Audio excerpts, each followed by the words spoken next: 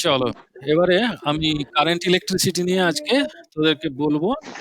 তো প্রথমেই প্রথমেই দেখো যে আমরা কিন্তু এই যে আমাদের কারেন্ট ইলেকট্রিসিটিতে যে পোর্শনটা রয়েছে ক্লাস 10-এতে যেটা রয়েছে তার কিছুটা পোর্শন। আচ্ছা, এবার মাইক্রোফোন গুলো যে যার বন্ধ করে দে, না হলে প্রচুর আওয়াজ হচ্ছে, আমি কথা বলতে পারছি না। যদি কিছু বুঝতে না পারিস তখন আমাকে মাইকটা অন করবি, ওকে? হুম। এবারে দেখো যে আমাদের যেটা ক্লাস 10-এতে সিলেবাসের মধ্যে রয়েছে এই উম, তড়িতের, এই তার মধ্যে বেশ কিছুটা পোর্শন কিন্তু ক্লাস 8-এ আমরা পড়ে আসছিলাম।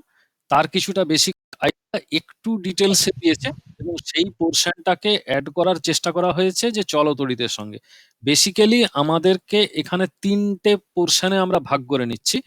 আহ, তো সেই ভাগ করতে গেলে, আচ্ছা এবার বোর্ডটা দেখতে পাওয়া যাচ্ছে? একটু বলবি। হ্যাঁ স্যার, দেখতে পাচ্ছি। হ্যাঁ আচ্ছা, এবার লেখাটার হ্যাঁ ওয়েটটা বোঝা যাচ্ছে নাকি দেখো। দেখা যাচ্ছে লাইনটা হ্যাঁ হ্যাঁ ক্লিয়ার? হ্যাঁ হ্যাঁ স্যার। ওকে, ঠিক আছে।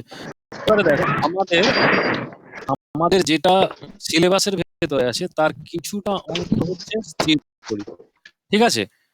কিছুটা অংশ স্থির তড়িৎ, কিছুটা চলতড়িৎ। এই দুটোকে একটু জায়গায় রিলেশন এস্টাবলিশ করা হয়েছে। স্থির তড়িৎ আর চলতড়িতের মধ্যে একটা রিলেশন এস্টাবলিশ করা হয়েছে, কিন্তু বেসিক্যালি যে জায়গাগুলো থেকে কোশ্চেন গুলো আসতে শুরু করেছে ইদানিং কালে, সেটা হচ্ছে কি যে এই চলতড়িতের প্রভাব এবং তার প্রয়োগ, ঠিক আছে? তো এই প্রভাব আর প্রয়োগটুকু পড়িয়ে দিলে কিন্তু পরীক্ষায় উতরে যাওয়া যায়, পরীক্ষাটা হয়ে যায়। কিন্তু যদি না আমি পুরো ব্যাপারটাকে একটু বলে দিই তাহলে শুধু তো আর প্রভাব আর প্রয়োগটাকে বোঝা যাবে না।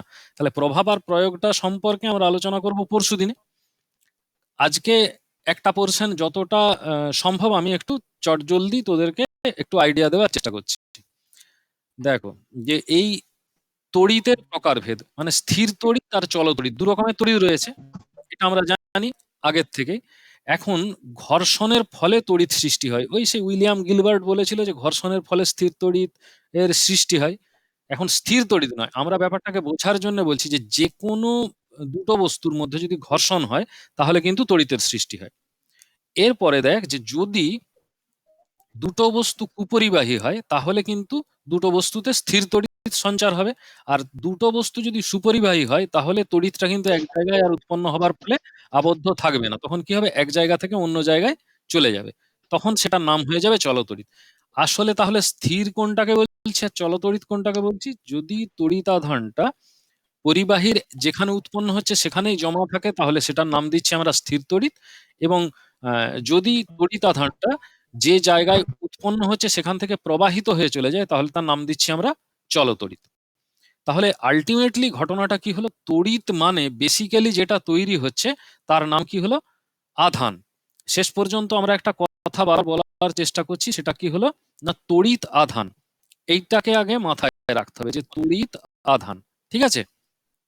এই তড়িৎ আধান মানে তড়িৎ কথাটাকে যদি আমরা কেটে দিই তাহলে কি দাঁড়াচ্ছে, শুধু আধান পড়ে রয়েছে। তাহলে আধান আর আমরা ক্লাসেতে একটা কথা বলছিলাম, সেটা কি বলতো, যে আয়ন, এই দুটো জিনিস কি এক? আমি খুব ডিটেলসে যাচ্ছি না। আয়ন মানে হচ্ছে আয়ন মানে হচ্ছে পরমাণুর একটা ব্যাপার এসে যাচ্ছে, তাই না? মানে তড়িৎগ্রস্ত পরমাণু থেকে পরমাণুকেই বলছি আমরা আয়ন, ঠিক আছে? পরমাণুটা যখন তড়িৎগ্রস্ত হয়ে পড়েছে তখন তার নাম হচ্ছে আয়ন। কিন্তু এই যে তড়িৎগ্রস্ত হলো সেই তড়িৎটা কিন্তু আয়ন। আমি আবার একবার বলার চেষ্টা করছি, ধর এইটা একটা পরমাণু, এই পরমাণুটা যদি তড়িৎগ্রস্ত হয়, প্লাস বা মাইনাস যেই চার্জেই হোক না কেন, তড়িৎে আসুক না কেন, সেই তড়িৎটা আসার পর এই যে সমগ্র সংস্থাটা তৈরি হলো এটার নাম দিচ্ছি আমরা আয়ন। কিন্তু এই যে প্লাস বা মাইনাস যেটা ওর ভেতরে ঢুকলো সেটা তাহলে কি? সেইটাকে আমরা বলছি এটা হচ্ছে আধান। তাহলে সোজা কথায় আমরা কি বলতে পারি, যে আধান কোনো বস্তুতে যদি ঢুকে যায় বা কোনো বস্তুর থেকে যদি বেরিয়ে যায় তাহলে বস্তুটা কি হয়, তড়িৎগ্রস্ত হয়ে পড়ে। তড়িৎগ্রস্ত হয়ে পড়লে সেটা কি হয়, আয়নিত হয়। ক্লিয়ার হয়ে গেছে ব্যাপারটা? এইবারেতে দেখো যে তাহলে আয়ন আর আধান কিন্তু এক নয়, কারণ অনেকেই করে কি আয়ন আর আধানের সংজ্ঞা প্রায় একই সঙ্গে মোটামুটি লিখে ফেলে। তো এখন আমাদের কত রকমের তড়িৎ আধান রয়েছে সেটা আমরা একটু দেখি। আমরা কত রকমের তড়িৎ আধান রয়েছে বলে জানি মোটামুটি? ঘর্ষণের ফলে আমরা জানি যে দুই রকম বিপরীত জাতীয় তড়িৎ আধান সৃষ্টি হয়। একটা হচ্ছে ধনাত্মক আধান বলে আমরা জানি, আর একটা কি জানি আমরা? ঋণাত্মক আধান, তাই তো? তাহলে ধনাত্মক আধান আর ঋণাত্মক আধান, দুটো আধান তৈরি হচ্ছে ঘর্ষণের ফলে। আরো একটা ইনফরমেশন হচ্ছে যে ক্লাস 8-এ পড়েছিলি, একটু মনে করে দেখ, যে ঘর্ষণের ফলে ধনাত্মক এবং ঋণাত্মক আধান যে দুটো বস্তু মানে এ আর বি দুটোতে ঘর্ষণ করা হচ্ছে, ঘর্ষণের ফলে এটাতে তড়িৎ আধান সৃষ্টি হচ্ছে, বিটাতেও তড়িৎ আধান সৃষ্টি হচ্ছে। এতে যদি ধনাত্মক আধান সৃষ্টি হয়, বিটাতে তৈরি হবে ঋণাত্মক আধান। এতে যে পরিমাণ ধনাত্মক আধান তৈরি হবে, বিতে সমপরিমাণ ঋণাত্মক আধান তৈরি হবে। বোঝা গেল? আচ্ছা, এরপরে দেখো যে ইলেকট্রনীয় মতবাদের সাহায্যে এই আধানের উৎপত্তির কারণটাকে আমরা ব্যাখ্যা করতে পারি।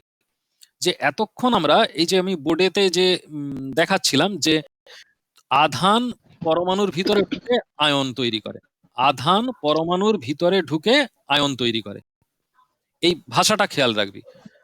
সবার কাছে আমার তো জিজ্ঞেস করা হলো না, নিশ্চয়ই পেন নোটবুক আছে, একটু কিন্তু প্রয়োজন হলে একটু নোট করে নিবি, তাহলে বুঝতে সুবিধা হবে। আধান পরমাণুর ভিতরে ঢুকে আয়ন উৎপন্ন করে। তাহলে এই যে আধানটা ঢুকলো, এই আধানের কি কোনো বাহ্যিক রূপ আছে? এটা তো কাল্পনিক, আধান একটা কাল্পনিক এন্টিটি, কাল্পনিক একটা বিষয়, রাশি বললে ভুল হবে, এটা একটা এন্টিটি, এটাকে আমরা হাতে ধরতেও পারি না, চোখেও দেখতে পাই না। তো এটার একটা বাস্তবসম্মত পরীক্ষামূলক রূপ দেওয়ার চেষ্টা করা হলো, তার নাম দেওয়া হলো ইলেকট্রন। এখন ইলেকট্রন যদি পরমাণুর ভেতরে ঢোকে, পরমাণুটাই বলি, তার কারণ হচ্ছে ইলেকট্রন বস্তুর ভেতরেই হয়। এখন বস্তুর যে ক্ষুদ্রতম কণা সেটা তো পরমাণু আমরা বলতে পারি। তাহলে আধান পরমাণুর ভেতরে যদি ঢোকে তাহলে তড়িৎগ্রস্ত হচ্ছে, আবার মানে প্লাস আধান পরমাণুর ভিতরে ঢুকলে প্লাস আধানগ্রস্ত হচ্ছে, আর মাইনাস আধান পরমাণুর ভেতরে ঢুকলে মাইনাস আধানগ্রস্ত হচ্ছে, মানে ঋণাত্মক আধানগ্রস্ত হচ্ছে। এখন আধানটার নাম দিচ্ছি আমরা ইলেকট্রন, আর আমরা ইলেকট্রন সম্পর্কে কি জানি, যে ইলেকট্রন হচ্ছে ঋণাত্মক ঋণাত্মক তড়িৎগ্রস্ত কণা। এখন ঋণাত্মক তড়িৎগ্রস্ত কণা যদি হয়, তাহলে এই যে আধান যখন পরমাণুর ভেতরে ঢুকে, মানে মাইনাস কণাগুলো, ঋণাত্মক আধানগ্রস্ত কণাগুলো যদি পরমাণুর ভেতরে ঢোকে, তাহলে কি তৈরি করবে না, ঋণাত্মক আয়ন তৈরি করবে। আর যদি ইলেকট্রন পরমাণুর ভেতর থেকে বেরিয়ে চলে আসে, তাহলে ধনাত্মক তড়িৎগ্রস্ত হবে। মানে এখানে আমরা লিখতে পারি যে এখানে ধরো এ একটা পরমাণু, পরমাণুর সঙ্গে ইলেকট্রন যদি যোগ হয়ে যায়, ইলেকট্রন যোগ হয়ে গেলে এই এ পরমাণুটা হয়ে যাবে নেগেটিভ তড়িৎগ্রস্ত, আর এ থেকে যদি ইলেকট্রন বের হয়ে চলে যায়, তাহলে এ পরমাণু হয়ে যাবে ধনাত্মক আধানগ্রস্ত। তাহলে এই এ মাইনাস এবং এ প্লাস এইগুলো সবটাই হচ্ছে কিন্তু আয়ন। তাহলে এইভাবে ব্যাখ্যাটা দেওয়া যেতে পারে। কিন্তু এটা তো গেল আমরা বোঝার ব্যাপার, আমরা কেমিস্ট্রিতে যেভাবে বুঝেছি, মানে রসায়ন চ্যাপ্টারে যেভাবে বুঝেছি সেইভাবে আমি বললাম। এখন ইলেকট্রন তত্ত্বের সাহায্যে কি, মানে ধরো পরমাণু রয়েছে, পরমাণুর মধ্যে কোনো প্রকার কোনো তড়িৎ নেই, পরমাণুর ভেতরে গঠন স্ট্রাকচারটা কি কি আছে আমরা একবার মনে করার চেষ্টা করি। পরমাণুর ভেতরে রয়েছে, ব্যাপারটা খেয়াল করে দেখো, পরমাণুর ভেতরে রয়েছে নিউক্লিয়াস আছে, নিউক্লিয়াস, এই নিউক্লিয়াসটা পরমাণুর ভেতরের একদম শক্ত অংশ। এই নিউক্লিয়াসের মধ্যে কি কি রয়েছে, একটা হচ্ছে প্রোটন রয়েছে, আর একটা রয়েছে কি নিউট্রন রয়েছে। এই প্রোটন আর নিউট্রন এরা মিলে তৈরি করেছে নিউক্লিয়াস, আর ইলেকট্রন গুলো কি করছে না, এর চারপাশে আবর্তন করছে। এইটা একটা কক্ষপথ, এই কক্ষপথে ইলেকট্রন গুলো আবর্তন করছে, মানে এই জায়গাতে রয়েছে ইলেকট্রন। এই প্রোটন গুলো ধনাত্মক তড়িৎগ্রস্ত, ইলেকট্রন গুলো ঋণাত্মক তড়িৎগ্রস্ত। তাহলে কোনো একটা পরমাণুর নিউক্লিয়াসে যতগুলো প্রোটন আছে, ধরো 3টা বা 4টা যদি প্রোটন থাকে, ইলেকট্রন কিন্তু 3টে থাকবে, ঠিক আছে? তো এখন এই যে 3টে প্লাস আধান আর 3টে মাইনাস আধান, এরা পরস্পরকে কিন্তু প্রশমিত করে রাখে, ফলে পরমাণুর কিন্তু কোনো তড়িৎ থাকে না। তো এখন যদি এক্সট্রা কোনো ইলেকট্রন বাইরে থেকে এইখানে জুড়ে যায় এসে, তাহলে কিন্তু পরমাণুটা ঋণাত্মক তড়িৎগ্রস্ত হয়ে যাবে। তার কারণ বাড়তি নেগেটিভ আধান, বাড়তি ঋণাত্মক আধান কিন্তু এর সঙ্গে যুক্ত হয়ে গেছে। আর যদি এই ইলেকট্রনটা এখান থেকে বেরিয়ে চলে যায়, তাহলে কি হবে না, এই যে ঋণাত্মক আধানটা যদি বাইরে বেরিয়ে চলে যায়, সেক্ষেত্রে কিন্তু হবে কি না, পরমাণুটার এইটা এইটা এই আধানটা বাইরে বেরিয়ে চলে গেল। তাহলে কি হলো, এই ঋণাত্মক আধানটা কি হচ্ছে, এটা তো মাইনাস হয়ে যাচ্ছে এখান থেকে, এই আধানটা তো এখন আর নেই। তাহলে এইটা যখন নেই, তখন কি হচ্ছে, এই প্লাস গুলো বেড়ে যাচ্ছে, ইলেকট্রন মাত্র পড়ে আছে দুটো। তখন কি হচ্ছে, পরমাণুটা বলো, ইলেকট্রন যদি বেরিয়ে চলে যায়, তাহলে পরমাণুটা কি হয়ে যাচ্ছে, তখন ধনাত্মক তড়িৎগ্রস্ত হয়ে যাচ্ছে, তখন প্রোটনের আধিক্য বেড়ে যাচ্ছে। ইলেকট্রন, হ্যাঁ বল, ইলেকট্রন বেরিয়ে চলে গেলে ধনাত্মক তড়িৎগ্রস্ত হয়ে যাচ্ছে, ইলেকট্রন ভেতরে এসে ঢুকলে পরমাণুটা হয়ে যাচ্ছে ঋণাত্মক তড়িৎগ্রস্ত। ঠিক আছে, আমরা এই ইলেকট্রনের আধানটাকে কিন্তু একক আধান হিসেবে গণ্য করছি। আমরা যে কবার আধান শব্দটা ব্যবহার করব, সেই আধান শব্দটার ভিতরে কিন্তু আমরা বেসিক্যালি যেটা বোঝাতে চাইছি সেটা হলো ইলেকট্রন। এইটুকুটা পর্যন্ত আমাদের সিলেবাসে ধরেছে। ঘর্ষণের ফলে বিপরীত জাতীয় তড়িতাধান সৃষ্টি হয়, ধনাত্মক তড়িতাধান সৃষ্টি হয়, ঋণাত্মক তড়িতাধান সৃষ্টি হয়।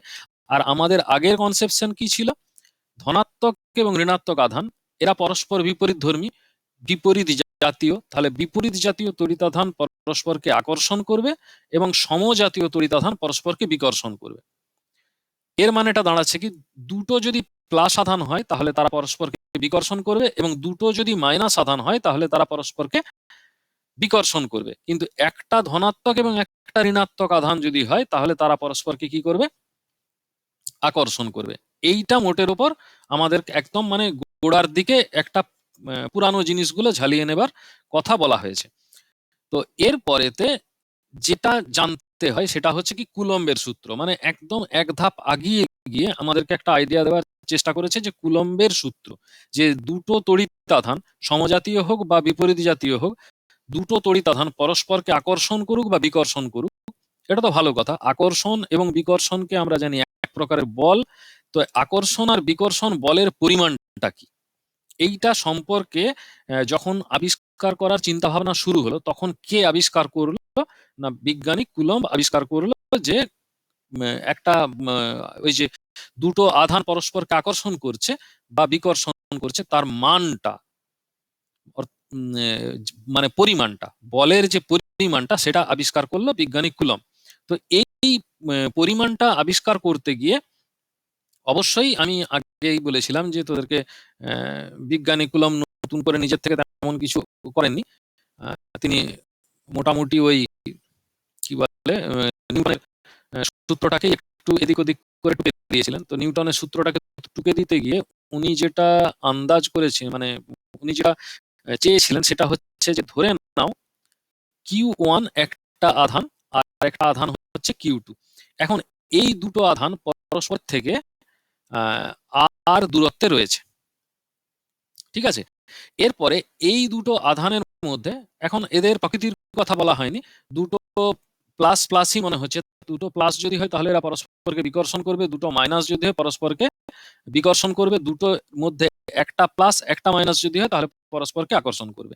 তাহলে এই আকর্ষণ বা বিকর্ষণ যাই করুক না কেন, এদের যে বলটা সেটা ওই আধান দুটোর গুণফলের সঙ্গে সমানুপাতিক হবে, এবং আধান দুটোর মধ্যে যে দূরত্ব রয়েছে সেই দূরত্বের বর্গের ব্যস্তানুপাতিক হবে।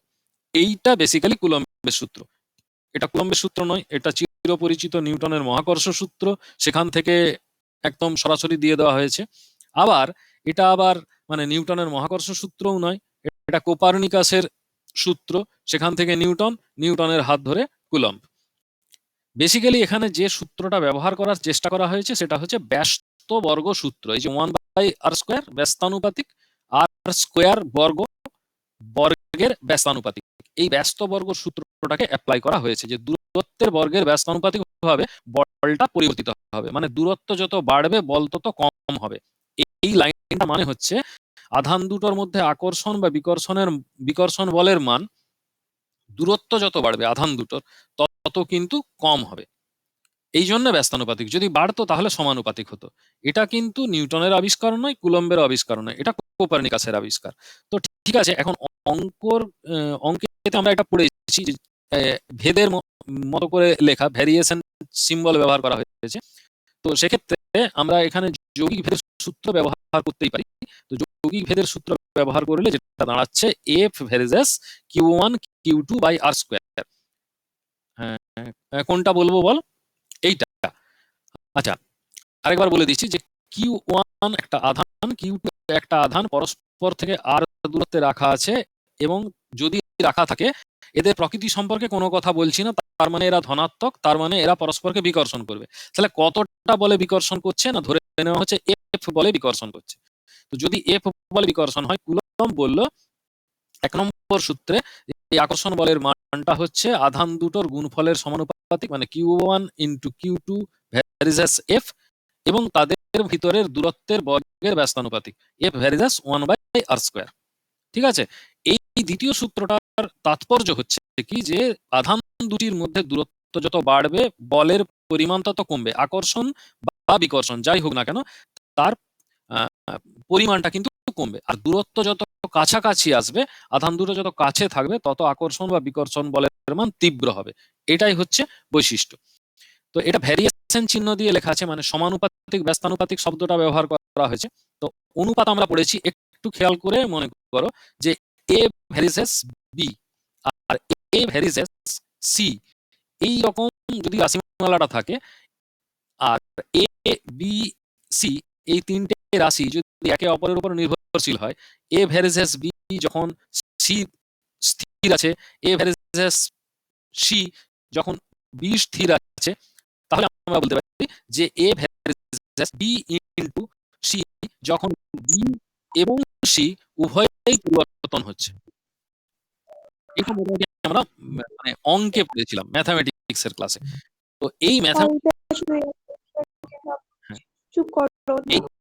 ম্যাথামেটিক্স এর ক্লাসে আমরা যেটা পড়েছিলাম, সেই বেসিক ফর্মুলাটাকে আমরা এইখানে অ্যাপ্লাই করছি, যে এ varices B, B A varices C, তাহলে এ ভ্যারিসেস বি সি। এখন এখানে গুণ নেই, কি আছে, ভাগ আছে, সেই জন্য Q1 Q2 by R square এসে গেছে। এইবার ক্লিয়ার হয়েছে নিশ্চয়ই? এখন এই যে সমানুপাত চিহ্ন দিয়ে তো কোনো সমীকরণ তৈরি হয় না। তাহলে আমরা সমীকরণ না যদি তৈরি করতে পারি, তাহলে কোনো হিসাব করতে পারবো না। সেই কারণের জন্য একটা ধ্রুবক রাশি এখানে দিতে হয়। এখানে আমরা কি লিখতাম, এখানে কে ইনটু বি এরকম লিখতাম। এখানে কে হচ্ছে ধ্রুবক, ধ্রুবকের মান স্বেচ্ছ ধ্রুবক। নিশ্চয়ই কোনো কোনো বিষয়ের উপর এটা নির্ভর করে, তড়িতের ক্ষেত্রে তো অবশ্যই করে। তো এই হিসাবে আমরা Q1 Q2 by R square into k, এই কেটাকে আমরা ধ্রুবক হিসাবে ধরলাম। এই ধ্রুবকের অবশ্যই একটা নাম রয়েছে। এখন আপাতত এইটার নাম ধরছি আমরা কুলম্ব ধ্রুবক বা কুলম্বের ধ্রুবক। স্থির তড়িৎ ধ্রুবক বলতে পারা যায়। আসলে এইটা হচ্ছে এটার যে বেসিক্যাল নাম, সেই নামটা হলো তড়িৎ ভেদ্যতা।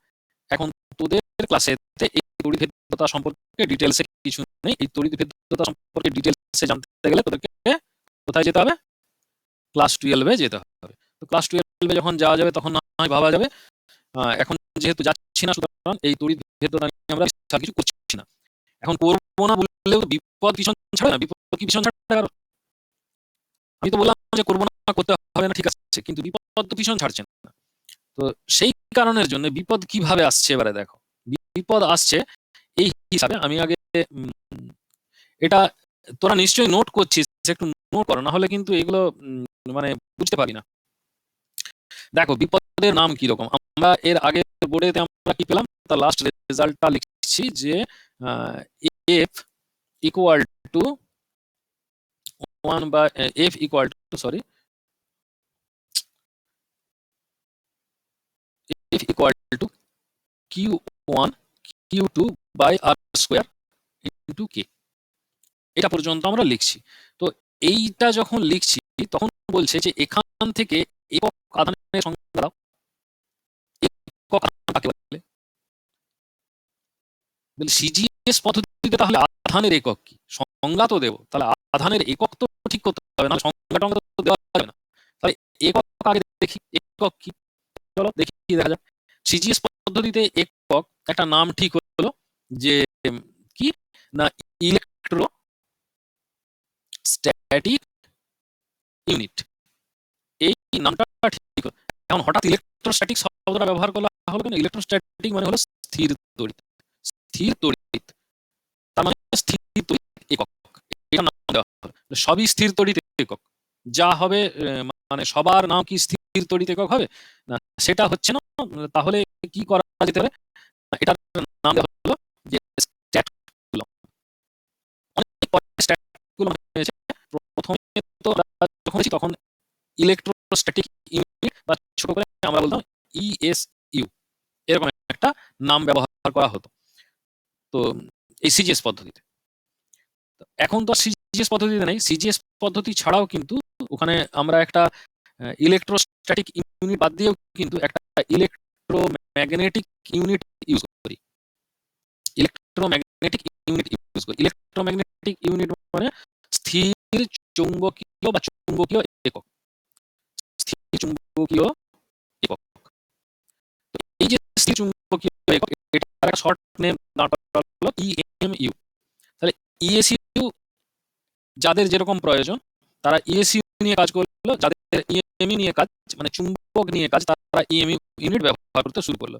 কারণ ওই একই রাশির আধান, তো একই রাশির যদি এইরকম আধান থাকে এবং মানে দুটো নাম থাকে তাহলে তো একটা ঝামেলা তৈরি হবে। সেই কারণের জন্য এসআই ইউনিট তৈরি হলো। এই এসআই ইউনিটে কুলম্বকে এতদিন বাদে সম্মান দিয়ে জানানো হলো যে এসআই ইউনিট হচ্ছে কুলম্ব। এরপরে তাহলে একটা রিলেশন এস্টাবলিশ করতে হয়। সেক্ষেত্রে বলা হলো যে এই কুলম্বটাকে সি দিয়ে লেখা হয়, ঠিক আছে, বড় হাতের সি, ক্যাপিটাল সি দিয়ে কুলম্ব লেখা হয়। তো এই যে এক কুলম্ব আধান, যখন আমরা ইএমইউ এর সঙ্গে রিলেশন করলাম তখন 1/10 ইএমইউ, তার মানে এক ইএমইউ মানে কুলম্ব। তার মানে দেখো যে ইএমইউ কিন্তু বড় ইউনিট আর কুলম্ব কিন্তু ছোট ইউনিট, ঠিক আছে। তাহলে ইএসইউ এর ক্ষেত্রে কি দাঁড়াবে? ইএসইউ এর ক্ষেত্রে রিলেশনটা দাঁড়ালো এইখানে লিখছি, এক coulomb equal to 3 into 10 to the power 3 into 10 to the power 9 ESU, 3 into 10 to the power 9 ESU. তার মানে এক ইএসইউ সমান কি দাঁড়ালো 1/3 into 10 to the power 9 coulomb. তাহলে আবার ইএসইউ কিন্তু বড় একক, কুলম্ব কিন্তু ছোট একক। এই পর্যন্ত ব্যাপারটা বোঝা গেল। আচ্ছা ঠিক আছে, তাহলে এতক্ষণ পর্যন্ত এবার একবার মাইকটা অন করে আমাকে একটু বলার চেষ্টা করো যে এতদূর পর্যন্ত পুরো ব্যাপারটা ক্লিয়ার হয়েছে?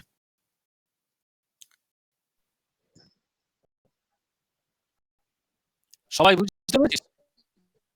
না হলে মেসেজ করেও দিতে পারিস, যদি কারোর নেটওয়ার্ক ইস্যু থাকে তাহলে ওইখানে মেসেজ মানে হোয়াটসঅ্যাপে নয়, এইখানেই যে চ্যাট বক্স আছে এই চ্যাট বক্সে মেসেজ করে দিতে পারিস যে বোঝা গেছে, বা যা হোক কিছু একটা লিখে বুঝিয়ে দিতে পারিস যে হ্যাঁ ওকে, বা যা হোক কিছু একটা, তাহলে আমি বুঝে যাব যে ঠিক আছে, বোঝা গেছে। মাইক ইস্যু হচ্ছে মনে হচ্ছে। হ্যাঁ হ্যাঁ, আচ্ছা কোনটা একবার দেখছি আমি, দেখে নিচ্ছি। হ্যাঁ চ্যাটতে লিখে দে, তাতে বুঝতে সুবিধা হবে। এক কুলম্বটা, কুলম্বের কথাটা বলছিস তো প্রসূন? 1C, হ্যাঁ আচ্ছা ঠিক আছে। এইখানে আমরা দুটো ইউনিট পেয়েছিলাম স্থির তড়িতে। দেখো স্থির তড়িতে দুটো ইউনিট পেয়েছিলাম, একটা হচ্ছে ESU unit, ESU electrostatic unit, আর একদল বললো যে ইলেকট্রোম্যাগনেটিক ইউনিট। কেন ম্যাগনেটিক ইউনিট? তোরা মোটামুটি রিডিংটা পড়েছিস, আমরা চ্যাপ্টারের শেষের দিকগুলোতে কি দেখতে পাচ্ছি যে তড়িৎ প্রবাহ গেলে চুম্বক তৈরি হয়, তো সেই কারণের জন্য ইলেকট্রোম্যাগনেটিক ইউনিট তৈরি হলো। আর যারা স্থির তড়িৎ নিয়ে পার্টিকুলার কাজ করতে শুরু করলো তারা ইলেকট্রোস্ট্যাটিক ইউনিট নিয়ে কাজ করলো। তো এই দুটো ইউনিটকে একসঙ্গে জয়েন্ট করবার জন্য হিসেবে সুবিধার জন্য কুলম্ব ইউনিট, এসআই ইউনিট আমদানি করা হলো, যেটাকে বলা হচ্ছে কুলম্ব। এসআই এবং কুলম্ব লেখা হলো। সিজিএস পদ্ধতিতে যেহেতু এসআই কুলম্ব, সেই জন্য সিজিএস পদ্ধতিতে এটার নাম দেওয়া হলো স্ট্যাট কুলম্ব, ঠিক আছে। তো স্ট্যাট কুলম্ব বলতে বেসিক্যালি আমরা এই পোর্শনটাকেই বুঝবো। কোন পোর্শনটাকে বুঝবো একটু দেখে নাও, কোন পোর্শনটাকে আমরা বুঝবো। এই পোর্শনটাকে আমরা বুঝবো যে স্ট্যাট কুলম বলতে এই রিলেশনশিপটা, যে 1 কুলম সমান 3 into 10 to the power 9 ESU. তোমরা মুখস্থ রাখবে এই পোর্শনটা। আর 1 ইএসইউ সমান 3 ইনটু, আমি জাস্ট শুধু উল্টে দিয়েছি, 1 কুলম সমান 3 into 10 to the power 9 ESU, আর 1 ইএসইউ সমান 1/3 into 10 to the power 9 coulomb. Just আমি দিক বাদ করে লিখেছি, নতুন তেমন কিছু করা হয়। কুলম ইএমইউ দিয়ে যদি হয়, এই রিলেশনটা লাগে, এই রিলেশনটা আমার এখনই লাগবে না, এটা হচ্ছে ক্লাস 12 এ গিয়ে আমি তবু দেখিয়ে দিলাম ইলেকট্রোম্যাগনেটিক ইউনিটের রিলেশনশিপটা কি রয়েছে। এটা অনেক বেশি easy. 1 coulomb equal to 1/10 EMU, তার মানে ইএমইউটা আর কুলমটা এদের মধ্যে রিলেশন এস্টাবলিশ করা হয়েছে। তো যাই কিছু করা হোক, এই কুলম কিন্তু ছোট সাইজের একক।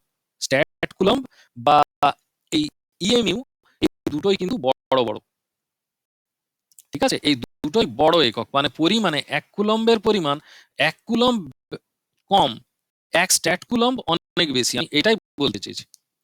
তো সেটা কতটা বেশি এটা আমরা যদি দেখতে চাই, চলো আমরা একটু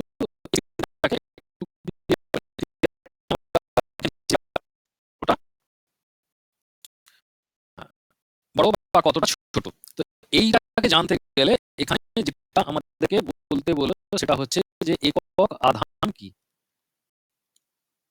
একক আধান কি বলতে গেলে একক আধানের মান বের করতে হবে। এখন একক আধানের মান যদি আমাদেরকে বের করতে হয়, তো সেক্ষেত্রে আমাদের কিছু কিছু রাশি এসে যায়।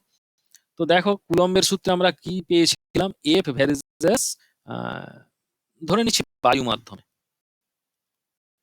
বায়ু মাধ্যমে দুটো আধান রাখা আছে এবং ওরা ধরে নিয়েছে বায়ু মাধ্যমে কে এর মান হচ্ছে 1। তাহলে এখানে যে F equal to k into Q1 into Q2 by R square এরকম একটা ছিল। তো কে এরটা আমরা লিখছি না, কারণ কে মান 1 ধরে নিচ্ছি এখানে বায়ু মাধ্যমে, বা শূন্য মাধ্যমে এটাও বলতে পারো। কেউ কেউ আবার বায়ু পছন্দ করে শূন্য মাধ্যমে বা শূন্য মাধ্যমে যা খুশি, মানে যেটা ইচ্ছে যাবে সেটাই বলতে পারা যেতে পারে। তো এবারে বলছে কি যে যে এই Q1 সমান Q2 সমান কিউ, এবং এই আর এর যে ভ্যালু সমান আর এর যে ভ্যালুটা আমরা নিচ্ছি, এই আর এর ভ্যালুটা হলো 1 সেন্টিমিটার। কথায় কি দাঁড়াচ্ছে? কথায় দাঁড়াচ্ছে যে দুটি সমপরিমাণ আধান, কত মানের জানা নেই, সমপরিমাণ দুটো আধান, প্রত্যেকের মান হচ্ছে Q, এবং তাদের করা হচ্ছে শূন্য মাধ্যমে বা বায়ু মাধ্যমে পরস্পরের থেকে 1 সেন্টিমিটার দূরে রাখা হচ্ছে। এবার আরো একটু ধরে নিচ্ছি বেশি করে, যে সমজাতীয় আধানগুলো হচ্ছে সমজাতীয়। তাহলে সমজাতীয় দুটো সমপরিমাণ আধানকে 1 সেন্টিমিটার দূরে শূন্য মাধ্যমে রাখলে তাদের ভিতরে আকর্ষণ বল তো হবে না, সমজাতীয় আধান, তাদের মধ্যে বিকর্ষণ বল তৈরি হবে। এই বিকর্ষণ বলের মানটা কত হবে? আমি আবার একবার রিপিট করছি, সমজাতীয় সমপরিমাণ দুটো আধানকে শূন্য মাধ্যমে বা 1 সেন্টিমিটার দূরে রাখা হবে, রাখলে তাদের মধ্যে বিকর্ষণ বলের মান হবে সেটা আমাদের বের করতে হবে। এটা আমাদের একটা রেডিমেড অঙ্ক।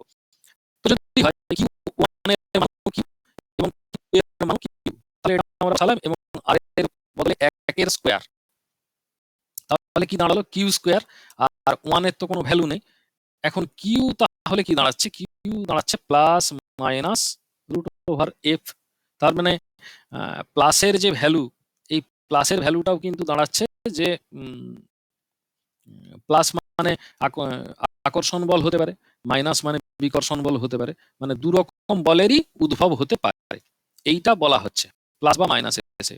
তো প্লাস মাইনাসের গল্প যদি আমরা ছেড়ে দিই, এখন ধরে নিচ্ছি যে পুরানো আমলে, এটা অনেক পুরানো আমলে বলা হলো যে এই সমপরিমাণ সমজাতীয় দুটো তড়িৎ আধানকে Q মানের সমজাতীয় দুটো তড়িৎ আধানকে 1 সেন্টিমিটার দূরে শূন্য মাধ্যমে রাখা হলো, রাখলে তাদের মধ্যে যে বিকর্ষণ বলটা তৈরি হবে, মানে যে এফটা উৎপন্ন হবে, সেটার মান নাকি হচ্ছে 1 ডাইন। বলের একক ডাইন মনে আছে নিশ্চয়ই, এই বিকর্ষণ বলের মান 1 ডাইন বলে দেওয়া হলো। তাহলে এইটা যদি হয়, তাহলে যে কিউ এর জন্য কিউ সমান প্লাস মাইনাস রুট ওভার 1 মানে কত দাঁড়াচ্ছে প্লাস মাইনাস 1। তাহলে দেখো কিউ এর মান কিউ ওয়ানটা প্লাস 1 হতে পারে, কিউ টুটা মাইনাস 1 হতে পারে। যদি হয় তাহলে বিকর্ষণ বল তৈরি হয়। দুটো যদি 1 প্লাস হয়ে যায় তাহলে বিকর্ষণ বল হবে, দুটো মাইনাস বিকর্ষণ বল তৈরি হবে। এইবারে বলছে তাহলে একক আধানের সিজিএস পদ্ধতিতে সিজিএস পদ্ধতিতে সংজ্ঞাতে বলছে এবার যে 1 সেন্টিমিটার দূরে সমপরিমাণ সমজাতীয় দুটো তড়িতাধানকে শূন্য মাধ্যমে যদি রাখা যায়, শূন্য মাধ্যমে 1 সেন্টিমিটার দূরে সমজাতীয় সমপরিমাণের দুটো তড়িতাধানকে যদি রাখা যায়, তাহলে তারা যদি এক ডাইন বলে পরস্পরকে বিকর্ষণ করে, সমজাতীয় বিকর্ষণ করে, যদি বিকর্ষণ করে তাহলে এই আধানগুলো প্রত্যেকটা বলা হচ্ছে একক আধান, এবং সেই আধানটার নাম হচ্ছে একটা আধানকে আমরা বলছি স্ট্যাট কুলম্ব। তার মানে একটা stat coulomb 1 stat coulomb into 1 stat coulomb তাকে যদি 1 সেন্টিমিটার দূরে রাখা হয় শূন্য মাধ্যমে, তাহলে তারা পরস্পরকে এক ডাইন বলে বিকর্ষণ করবে। এই হচ্ছে একটা সংজ্ঞা দেওয়া হলো। এরপরেতে এসআই পদ্ধতি বেরিয়ে যাওয়ার পর, এটা আমি মুছে দিচ্ছি, তো এসআই পদ্ধতি বেরিয়ে যাওয়ার পর তখন কিন্তু এই শূন্য মাধ্যমেতে আর ওই একের ব্যাপারটা থাকলো না। শূন্য মাধ্যমেতে এইখানে যেটা এসে গেল সেটা হচ্ছে কে বদলে 1/4 পাই এপসাইলন 0 কিউ 1 কিউ 2 আর স্কয়ার। গল্পটা কিন্তু একই থাকলো যে কিউ এবং আর সেন্টিমিটারের বদলে গেল 1 মিটার। তার মানে এখানে সেই শূন্য মাধ্যম আছে, এখানে আর বায়ু এলো না, এখানে শূন্য মাধ্যমে এলো। শূন্য মাধ্যমে ওই জন্য এটার নাম দেওয়া হচ্ছে 4 pi epsilon 0 epsilon. এটার উচ্চারণ হলো এপসিলন চিহ্নটার। ঠিক আছে, এখন এই এপসিলনটা কোথা থেকে আসলো সেটা আবার মানে পরাবৈদ্যুতিক ধ্রুবক যেটা বলেছিলাম বা তড়িৎ ভেদ্যতা যেটা বলেছিলাম সেখান থেকে আসছে। ওটা অনেক বড় গল্প, ওইটার ভেতরে না ঢোকাই ভালো। আমাদেরকে যেটা করতে হবে সেটা হলো যে 1/4 পাই এপসাইলন 0 এটা মান রয়েছে, সেই মান বের হচ্ছে ক্যালকুলেশন করে আমাদের বস্তু করে নিতে হবে। 9 into 10 to the power 9। Clear? এইবারে এরা কি বলছে যে 1 মিটার দূরে সমপরিমাণ দুটো তড়িতাধানকে যদি রাখা হয়, ছবি আসছে না? আচ্ছা, তাহলে রিঙ্কু তুই একটা কাজ কর, একবার কেটে দিয়ে আরেকবার ঢোক। আচ্ছা, বাকিরা ছবি দেখতে পাচ্ছিস? স্যার পাচ্ছি। হ্যাঁ, তাহলে রিঙ্কু তুই আরেকবার লগ ইন কর। আরেকবার লগ ইন করলে তাহলে এসে যাবে। কিছু অনেক সময় হয় ওইরকম দেখতে দেখতে। এখানে কি পরিমাণে দুটো তড়িতাধান শূন্য 1 মিটার দূরে পরস্পরকে যদি রাখা হয়, তাহলে এরা কি করছে পরস্পরকে এই 9 ইন্টু 10 টু দি পাওয়ার 9 এতে যে বিকর্ষণ বলটা হচ্ছে, সেই বিকর্ষণ বলটা হচ্ছে 9 into 10 to the power 9 Newton. এই বল পরস্পরকে বিকর্ষণ করছে। যদি বিকর্ষণ করে তাহলে কিন্তু সেটাই করবে। আমি বসিয়ে দেখিয়ে দিচ্ছি। দেখো যে এফ ইকুয়াল টু কত, 1/4 পাই এপসাইলন 0 এর মান কত বেরিয়েছিল, 9 into 10 to the power 9। 9 into 10 to the power 9। এরপর এটা বের হচ্ছে কিউ স্কয়ার আর এটা 1 স্কয়ার। তাহলে কিউ স্কয়ার এর ভ্যালু কত দাঁড়াবে? কিউ স্কয়ার এর ভ্যালু কত দাঁড়াচ্ছে না F by 9 into 10 to the power 9। এখন উপরের এফ টাকে যদি বন্ধ করে দেবেন তাহলে কি দাঁড়াচ্ছে, সেই 9 ইন্টু 10 টু দি পাওয়ার 9 টাই দাঁড়িয়ে যাচ্ছে এখানে। এখানে আমাদেরকে করতে হবে, আমাদের ধারণা হচ্ছে একক তড়িতাধান। মানে কিউটা আমাদেরকে মান করতে হবে। উত্তর আমাদের রেডি, কিউ সমান মান করতে হবে। তাহলে এখানে 1 লিখলে হবে না, এখানে লিখতে হবে 9 ইন্টু 10 টু দি পাওয়ার 9। তবে এই দুটো কাটবে, কেটে গিয়ে হবে 1। তাহলে কিউ স্কয়ার সমান 1 হবে, কিউ সমান হবে +1 অথবা মানে +1 হবে অথবা -1 হবে। এইভাবে আমরা মোটামুটি একটা ডেফিনেশন দিলাম। কি দিলাম না, এসআই পদ্ধতিতে একক তড়িতাধান বলতে মানে 1 কুলম্ব বলতে আমরা এটাই বুঝবো যে দুটো সমজাতীয় তড়িতাধানকে, পরিমাণ জানি না, সমজাতীয় সমপরিমাণ দুটো তড়িতাধানকে যদি আমরা 1 মিটার দূরে শূন্য মাধ্যমে রেখে দিই, তাহলে তারা পরস্পরকে যদি 9 × 10⁹ নিউটন বলে বিকর্ষণ করে, তাহলে প্রতিটি আধানকে আমরা বলবো 1 কুলম্ব আধান। এই হলো 1 কুলম্বের সঙ্গে 1 ইউএসিউর সম্পর্ক। তাহলে ওইখানে দেখো যে আমি কি কারণের জন্য বলছিলাম, দেখ 1 কুলম্ব আধানকে 1 কুলম্ব আধান 1 কুলম্ব আধান এদেরকে 1 মিটার দূরে যদি আমরা রেখে দিই, তাহলে এরা পরস্পরকে 9 × 10⁹ নিউটন বলেতে এরা কি করছে, বিকর্ষণ করছে। আর সিজিএস পদ্ধতিতে যদি 1 স্ট্যাট কুলম্ব আর 1 স্ট্যাট কুলম্ব দুটো আধানকে 1 সেন্টিমিটার দূরে রাখি, তাহলে তারা পরস্পরকে কি করছে, 1 9 বলে বিকর্ষণ করছে।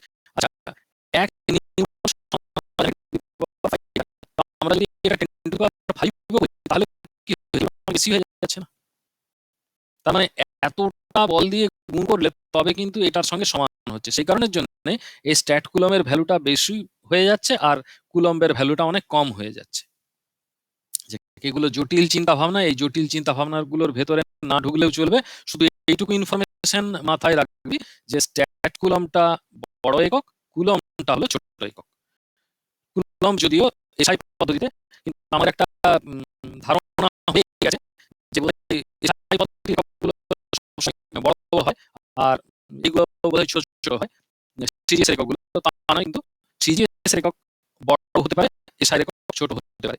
এই কুলম্বের ইউনিটটা কিন্তু তার একটা উৎকৃষ্ট উদাহরণ। কিন্তু তাহলে মোটামুটি আমার বলার এস্টিমেশন ছিল সিজিএস আর এসআই পদ্ধতিতে কুলম্বের সূত্রটা কিরকম সেটা আমি দেখালাম তোদেরকে। সিজিএস এসআই পদ্ধতিতে আধানের একক কি হবে, স্ট্যাট কুলম্ব কুলম্ব সেটা সম্পর্কে আইডিয়া দিলাম, একক আধানের সংজ্ঞা কি হলো সেটাকে আমি বললাম। এরপরে আমি ইচ্ছে তো ছিল আপেক্ষিক তড়িৎভেদ্যতা ব্যাপারটা একটু বলে দিই। একটু বলে দিলে মানে বুঝতে পারা যাবে কতটা সেটা বোঝা যাচ্ছে না। ঠিক আছে, আমি একটু বলে বলে দেওয়ার চেষ্টা করছি। এই যে কে আমরা বলছিলাম, কি যে আমরা এই রাশিটাকে আমরা বলছিলাম তড়িৎভেদ্যতা, এটা থেকে ওই ব্যাপারটা আসে। এখন এই কেটা আসলে কিন্তু হলো আপেক্ষিক তড়িৎভেদ্যতা। আপেক্ষিক তড়িৎভেদ্যতা, এই আপেক্ষিক তড়িৎভেদ্যতা বিষয়টা কিরকম, এইটাকে বলতে গেলে তড়িৎ বলরেখার একটা কনসেপশন আসবে এবং এটা অনেক জটিল কনসেপশনের ব্যাপার, সেই জন্য আমি কনসেপচুয়াল জায়গাটার ভেতরে যাচ্ছি না। এইটা একটা আপেক্ষিক মানে দুটো তড়িৎভেদ্যতার অনুপাত। ওই যে কে এর ভ্যালুটা, এটা দুটো তড়িৎভেদ্যতার অনুপাত। কিরকম, কোনো একটা মাধ্যমের তড়িৎভেদ্যতা ভাজিত শূন্য মাধ্যমের তড়িৎভেদ্যতা, মানে তড়িৎ শূন্য মাধ্যমের ভিতর দিয়ে একটা ভাবে যায়, একভাবে ভেদ করে শূন্য মাধ্যমকে, আর অন্য কোনো একটা মাধ্যমকে আরেকভাবে ভেদ করে। তাহলে তড়িৎ শক্তিটা শূন্য মাধ্যমের সাপেক্ষে কোনো একটা মাধ্যমে কত গুণ বেশি ভেদ করতে পারে সেইটার অনুপাতটাকেই বলছে আপেক্ষিক তড়িৎভেদ্যতা। তড়িৎ শক্তিটা প্রবাহিত হতে গেলে কিন্তু যে তড়িৎ প্রবাহ হচ্ছে শূন্য মাধ্যমেও প্রবাহ হতে পারে। এখন শূন্য মাধ্যমেও যে প্রবাহ হতে পারে এই কনসেপশনটা আসতে গেলে একটু হায়ার পড়াশোনা করতে হবে, হায়ার জায়গা থেকে ব্যাপারটাকে ভাবতে হবে, না হলে কিন্তু এই তড়িৎভেদ্যতার কনসেপশনটা মাথায় আসবে না।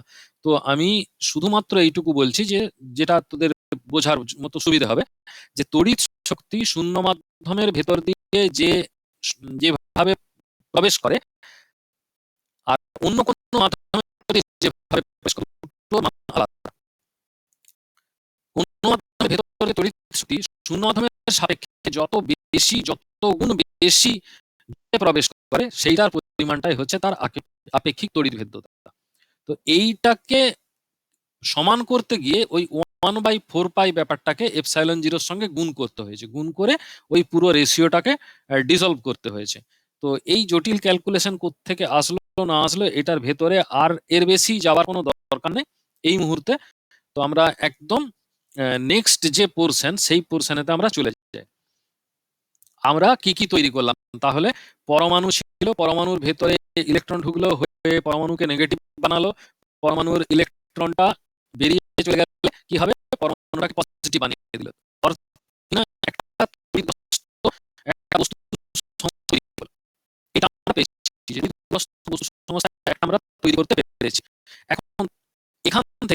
যে জায়গাটার দিকে যাওয়ার চেষ্টা করব সেটা হচ্ছে কুলম্বের সূত্রের থেকে, সেটা হলো তড়িৎ ক্ষেত্র আর তড়িৎ ক্ষেত্র প্রাবল্য। এই প্রাবল্যটাই কিন্তু ওই তড়িৎ ভেদ করে, মানে ভেদ্যতার ব্যাপারটা ওইখান থেকে আসছে। তো চলো এবার আমরা একটু তড়িৎ ক্ষেত্রের ব্যাপারটা আমরা বোঝার চেষ্টা করি।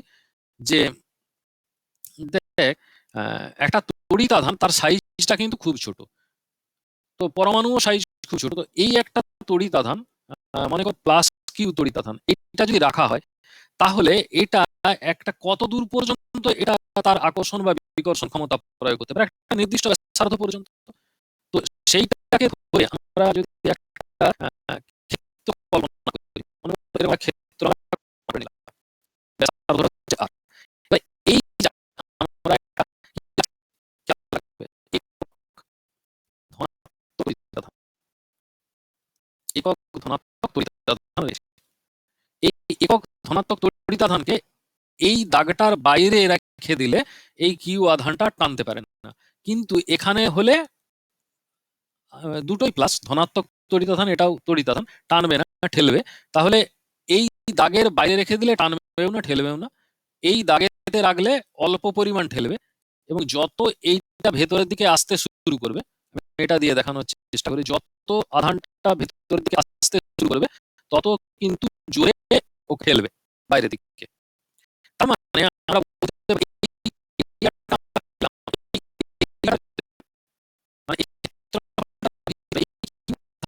কাজ করছে। তাহলে এই জায়গাটার নাম দিলাম আমরা তড়িৎ ক্ষেত্র, এই জায়গাটার নাম দিলাম তড়িৎ ক্ষেত্র। তাহলে কোনো একটা তড়িৎ আধানকে শূন্য মাধ্যমে যদি রাখা হয়, শূন্য মাধ্যমে কোনো একটা তড়িৎ আধানকে রাখলে তড়িৎ আধানটি একটা নির্দিষ্ট ক্ষেত্রফল পর্যন্ত তার আকর্ষণ বা বিকর্ষণ ধর্ম দেখাতে পারে, তার বাইরে পারে না। যে জায়গাটা পর্যন্ত সে তার আকর্ষণ বা বিকর্ষণ ধর্ম দেখায় সেই জায়গাটাকে আমরা বলছি কি, এটা হচ্ছে তড়িৎ ক্ষেত্র। ক্লিয়ার? এবার আমরা একটু কুলম্বের সূত্রটা কি বলেছিলাম একটু দেখি। যে কুলম্বের সূত্রে আমরা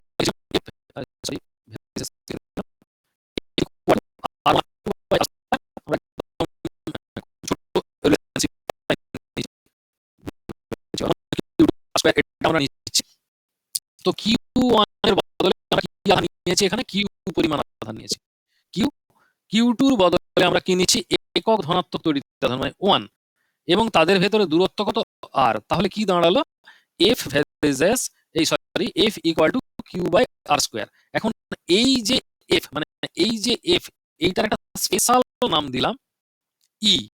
এই ই নামটাকে আমরা দিয়ে যেটা বোঝাতে চাইছি সেটা হচ্ছে যে তড়িৎ ক্ষেত্র প্রাবল্য।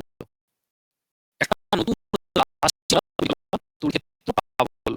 তাহলে একটা সংজ্ঞা দিতে পারি এক্ষেত্রে, যে কোনো একটি আধানের শূন্য মাধ্যমে রাখা কোনো একটি আধান, সে তার নির্দিষ্ট দূরত্ব, এখন নির্দিষ্ট দূরত্ব বলতে এখানে সিজিএস ধরো আর ইকুয়াল টু 1 সেন্টিমিটার, 1 সেন্টিমিটার দূরত্বে রাখা একটা একক ধনাত্মক তড়িৎ আধানকে কিউ পরিমাণ আধান কি করবে, একটা নির্দিষ্ট বলেতে বিকর্ষণ করবে, সেই বলটার নাম হচ্ছে তড়িৎ ক্ষেত্র প্রাবল্য। এটা সিজিএস পদ্ধতিতে। আর যদি আমরা এসআই পদ্ধতিতে বলি, এসআই পদ্ধতিতে বললে আমাদেরকে কি বলতে হবে, যে এটা কিউ কুলম্ব, এটা কিউ কুলম্ব আধান 1 মিটার দূরে শূন্য মাধ্যমে একটা একক তড়িৎ আধানকে যে বলেতে বিকর্ষণ করবে সেটা হচ্ছে ওই আধানের তড়িৎ ক্ষেত্র প্রাবল্য। আর যদি আমরা এসআই পদ্ধতিতে বলি তাহলে আমাদেরকে বলতে হবে কি, যে আর ইকুয়াল টু হবে 1 মিটার, কিউটা একই থাকবে, তবে কিউ হয়ে যাবে কুলম্ব। কিউ কুলম্ব আধান 1 মিটার দূরে শূন্য মাধ্যমে রাখা কোনো একটা একক ধনাত্মক তড়িৎ আধানকে যে বলেতে বিকর্ষণ করবে সেইটা হচ্ছে এসআই পদ্ধতিতে তার তড়িৎ ক্ষেত্র প্রাবল্য। এখন তড়িৎ ক্ষেত্র প্রাবল্য মানে সংজ্ঞাটাই হচ্ছে তাই, যে তড়িৎ ক্ষেত্রের মধ্যে রাখা কোনো একটা একক ধনাত্মক তড়িৎ আধানকে কোনো তড়িৎ আধান যে বলেতে বিকর্ষণ করে সেটাকে বলে তড়িৎ ক্ষেত্র প্রাবল্য।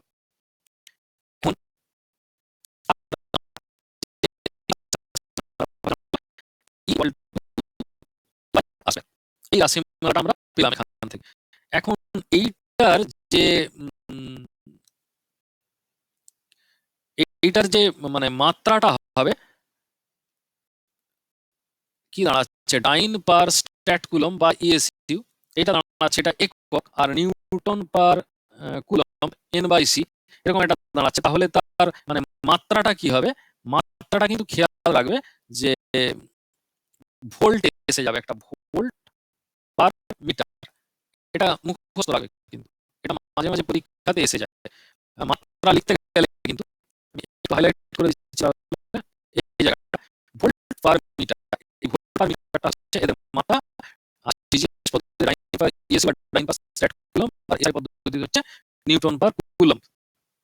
এটা হলো ধারণা। এবারে বইয়েতে তোমরা পেয়ে যাবে অবশ্যই যে এইখানে ওই ডাইন পার কুলম বা নিউটন ডাইন পার স্ট্যাট কুলম এবং নিউটন পার কুলমের মধ্যে রিলেশনশিপ কত সেটা আমরা পেয়ে যেতে পারি।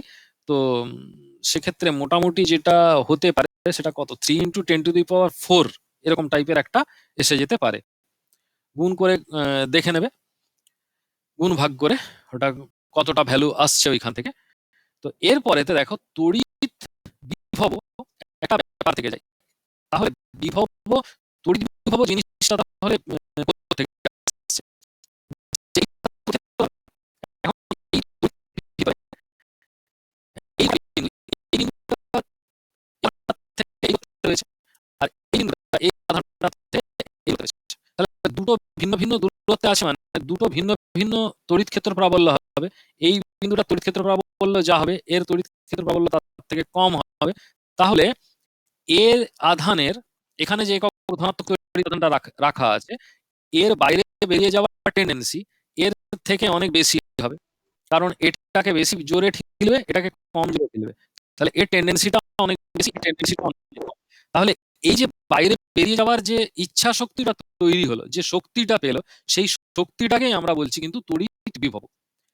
তার মানে আমরা যদি ভদ্র ভাষায় বলি ব্যাপারটা, যে তড়িৎ ক্ষেত্রের মধ্যে কোনো একটা একক ধনাত্মক তড়িৎ আধান যে শক্তির সাহায্যে তড়িৎ ক্ষেত্রের বাইরে চলে যায় না, বাট যে চায়, সেটা বলছি তার বিভব। এটা স্থিতিশক্তির মতো। যখনই কোনো একটা একক ধনাত্মক তড়িৎ আধানের উপর তড়িৎ ক্ষেত্র প্রাবল্য ভর করে, তখনই কিন্তু আধানটা কি করবে, তাকে মানে বাইরে পাঠিয়ে দেবার চেষ্টা করবে। এটা মানে অনেক বেশি সময় ধরে যদি ক্লাস পাওয়া যেত, তাহলে হয়তো আরো বেশি ইলাবোরেটলি ব্যাখ্যা করলে ব্যাপারটা সুবিধে হতো, উদাহরণ দিয়ে। কিন্তু বেসিক্যালি আমরা যেহেতু সেই রকম কোনো টাইম পাচ্ছি না, মোটামুটি এইটুকুই মাথায় রাখো যে বিভব বলতে আমরা সেইটুকুই বুঝি যে কার্য করার সামর্থ্য, এটাকেই আমরা বুঝছি, মানে শক্তিটাকে আমরা বলছি বিভব। তাহলে তড়িৎ ক্ষেত্রের ভিতরে রাখা কোনো একটা একক ধনাত্মক তড়িৎ আধান যে শক্তিটা লাভ করে, তাকে আমরা বলছি তার তড়িৎ বিভব। এখন তড়িৎ ক্ষেত্রের ভিতরে দুটো ভিন্ন ভিন্ন বিন্দুতে তড়িৎ বিভবের মান আলাদা আলাদা হবে। মনে করো এখানে এই যে বিভব, এই বিভবের যে লেখাটা দিয়ে আমরা লিখি বিভবটাকে, সেটা হচ্ছে ভি। এই ভি এর ভ্যালু এখানে যদি V1 হয়, এখানে হবে V2। এখন কোনো একটা বেশি, কোনো একটা কম, এখানে আমরা দেখতেই পাচ্ছি কাছে আছে, সেই জন্য এর V1 বেশি, কারণ একে বেশি জোরে ঠেলবে, আর এর V2টা কম। তাহলে V1 গ্রেটার দেন V2। এই V1 গ্রেটার দেন V2 হওয়ার কারণে কি হবে, আমরা V1 মাইনাস V2 একটা ভ্যালু বের করতে পারবো। এই V1 মাইনাস V2 ভ্যালুটাই হচ্ছে কিন্তু বিভব পার্থক্য। তাহলে দুটো বিন্দুর বিভব পার্থক্য হয়, এবং বিন্দু দুটো সবসময় তড়িৎ ক্ষেত্রের ভিতরেই থাকে। তাহলে বিভব পার্থক্য কাকে বলবে? যদি আমরা এরকম বলি যে বিভব পার্থক্য হলো কি না, তড়িৎ ক্ষেত্রের ভিতরে দুটো বিন্দুর মধ্যে বিভবের যে পার্থক্য তৈরি হয়, সেটাকে বলছি আমরা তার বিভব পার্থক্য। বিভব পার্থক্য বেশি কমের পরে কিন্তু ওই একক ধনাত্মক তড়িৎ আধানটা কোন দিক থেকে কোন দিকে যাবে সেই মানটা কিন্তু নির্ভর করে যায়। বিভব পার্থক্যই কিন্তু একটা তড়িৎ আধানে স্থিতিশক্তির সঞ্চার করে, এবং এই স্থিতিশক্তির প্রভাবে যদি আধানটা মুক্ত অবস্থায় থাকে, মানে বাঁধা না থাকে, তাহলে কিন্তু একটা নির্দিষ্ট পদ বরাবর কিন্তু উচ্চ বিভব থেকে নিম্ন বিভবের দিকে সে কিন্তু বিকর্ষিত হয়ে যেতে থাকবে, অন্তত এই ছবির রেসপেক্টে বিকর্ষিত হয়ে যেতে থাকবে। অন্য কেসেতে অন্য রকমের ব্যাপার। তো এখন যদি আমরা এই বিভবের সংজ্ঞাটা আমরা যদি দিতে থাকি, তাহলে বিভবের সংজ্ঞাটা কি আসবে?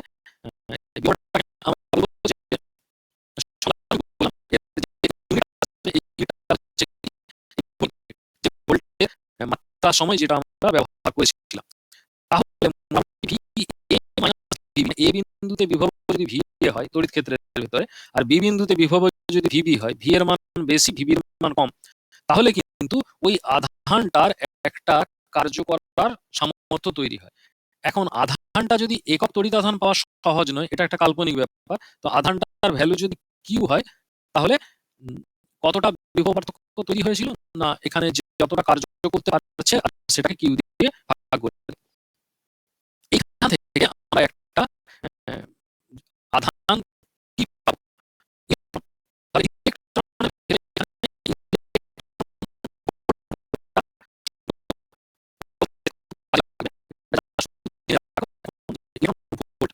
বা ইভি, এই বিভব পার্থক্যের ভ্যালুটা ভি, আর কিউ এর বদলে আমরা বসাচ্ছি ই।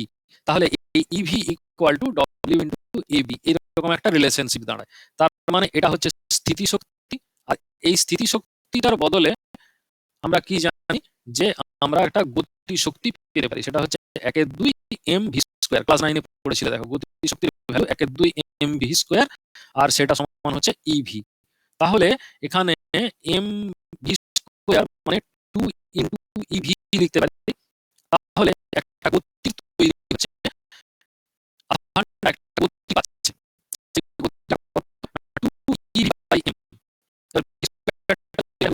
তাহলে 2 ev বাই m গতিবেগ কিন্তু একটা লাভ করছে ওই ইলেকট্রনটা। মানে কোনো একটা ইলেকট্রনকে যদি তড়িৎ ক্ষেত্রের ভিতরে রাখা যায় এমন একটা বিন্দুতে, যে বিন্দুটাতে বিভব পার্থক্য রয়েছে, দুটো বিন্দুতে যদি বিভব পার্থক্য সৃষ্টি করা যায়, তাহলে ইলেকট্রনটা কিন্তু একটা নির্দিষ্ট গতিবেগ নিয়ে একটা উচ্চ বিভবের থেকে নিম্ন বিভবের দিকে যেতে শুরু করবে। তো সেই বেগের মানটা কত হবে না, 2 into E into V. V মানে বিভব পার্থক্য, ই হলো ইলেকট্রনের আধান 1.6 into 10 to the power minus 19 coulomb বা 4.8 into 10 to the power minus 10 ESU, আর এম এর ভ্যালুটা হচ্ছে ইলেকট্রনের ভর। এই হলো মোটের উপর একটা হিসাব। এই মানগুলোকে বসিয়ে আমরা ওই বেগের একটা ভ্যালু, আদর্শগত ভ্যালু আমরা বের করতে পারি। এক্ষেত্রে এই ভোল্টেজ বা সিজিএস এবং এসআই রয়েছে। তো সিজিএস এ আমরা একটা নাম দিচ্ছি স্ট্যাট ভোল্ট, আগে হতো ভোল্ট ব্র্যাকেটে ইএসইউ, আর এসআই পদ্ধতিতে শুধু ভোল্ট বলে ব্যবহার করা হচ্ছে। এখন এই স্ট্যাট ভোল্ট আর ভোল্টের মধ্যে একটা রিলেশনশিপ আছে। 1 ভি মানে 1 ভোল্ট ইকুয়াল টু হচ্ছে 1/300 স্ট্যাট ভোল্ট। তার মানে ভোল্ট ছোট ইউনিট, স্ট্যাট ভোল্ট বড় ইউনিট, মানে সিজিএস বড় ইউনিট আর এসআই হলো ছোট ইউনিট। এইটুকু মোটের উপরে বলা। এখান থেকে আমরা যেটুকু দেখতে পাচ্ছি সেটা হচ্ছে যে তড়িৎ ক্ষেত্র, তড়িৎ ক্ষেত্রটা বলল, তড়িৎ বিভব এবং তড়িৎ বিভবের পার্থক্য সম্পর্কে মোটামুটি আমি ধারণা দেওয়ার চেষ্টা করলাম। রাশিগুলির একক, তার রিলেশনশিপ সম্পর্কে মোটামুটি একটা ধারণা দিলাম। তড়িৎ ক্ষেত্রে আহিত বস্তুর গতিশক্তি কত হবে বা গতিবেগটা কত হবে সেই সম্পর্কেও আমি একটু জাস্ট ছুঁয়ে গেলাম। খুব ডিটেলসে তো আর বলতে পারা গেল না, হয়তো আরো ভালো করে বললে ব্যাপারটা ভালো হতো। এদিকে 10টাও বেজে গেছে, তোদেরও হয়তো খাবার সময় হয়ে আসছে, এরকম একটা ব্যাপার, আর অনেকক্ষণ হচ্ছেও। তো আমার ইচ্ছে ছিল যে চলতড়িৎটা সম্পর্কে একটু স্টার্ট করব। তো ঠিক আছে, আমরা পরের দিন, আজকে তো একটা পোর্শন আলোচনা করার চেষ্টা করলাম। তো এই পর্যন্ত মোটামুটি যা যা আছিস, অনেকে আছিস আবার অনেকে নেই। তো ঠিক আছে, যারা যারা আছিস তারা একটু বলতে পারিস লিখে বা মাইক্রোফোন বা ক্যামেরা অন করে, ভিডিওটা অন করতে পারিস, অন করে বলতে পারিস যে কি প্রবলেম হলো, এই পর্যন্ত বোঝা গেছে কিনা।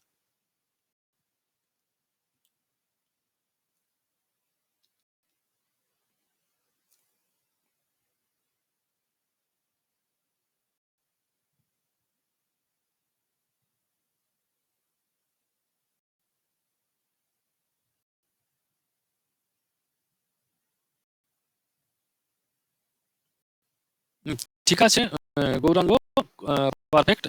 একটু রিডিং পড়ি, রিডিং পড়লে মোটামুটি আরেকটু ক্লিয়ার হয়ে যাবে। বাকি যারা আছিস, প্রসূন কিছু অসুবিধা আছে নাকি? শাহনাজ বুঝতে পেরেছিস? তুহিনা? সন্দীপ আসছে। সন্দীপকে কি অ্যাড করেছিলাম? নিজে নিজে ওখান থেকে গ্রুপ থেকে ঢুকেছিস ওখানে রিকোয়েস্টে? ঠিক আছে, যেভাবে। হ্যাঁ স্যার, আমি গ্রুপ থেকে ঢুকেছি। আচ্ছা, হ্যাঁ, ঠিক আছে, অসুবিধা কিছু নেই। তাহলে মোটামুটি বোঝা গেছে। তাও হ্যাঁ স্যার, বুঝতে পরের পেরেছি। দিন আবার আমরা বসবো, পরের দিন আবার বসে বাকি পোর্শন, মানে এক ভাগ কমপ্লিট হলো, এখনো দুভাগ রয়ে গেছে। দুভাগ বসতে গেলে আর দুদিন বসতে হবে। তো মোটামুটি কেমন লাগছে? এক্সাইটিং লাগছে ব্যাপারটা? বোঝা যাচ্ছে?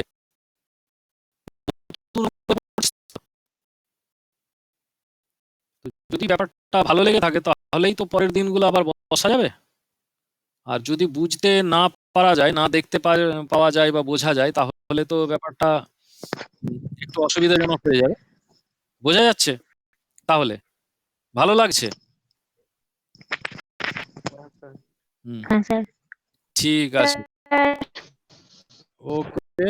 তাহলে আজকের মতো 10টা 9 বেজে গেছে মোটামুটি। এবারে আমি না বন্ধ করলে নিজে নিজেই বন্ধ হয়ে যাবে। তো আজকের মতো এইখানেই finish করছি। আমি তাহলে রেকর্ডিংটা অফ করে